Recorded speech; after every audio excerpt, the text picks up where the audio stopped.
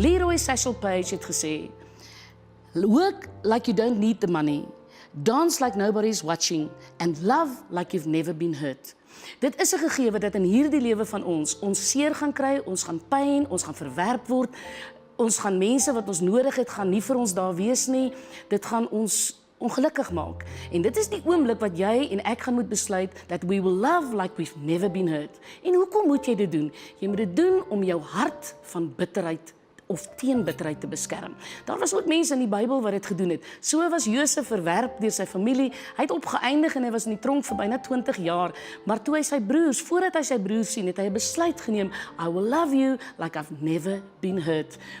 Hoekom? Want hy moes sy hart teen bitterheid beskerm. Dan sê hy vir hulle, dit wat julle as sleg teen my bedoel het, het God ten goeie gedraai. Wil jy nie ook maar vandag 'n besluit neem en sê, ek sal lief hê ten spyte van die seer wat aan my gemaak is nie, want ook jy moet jou hart beskerm.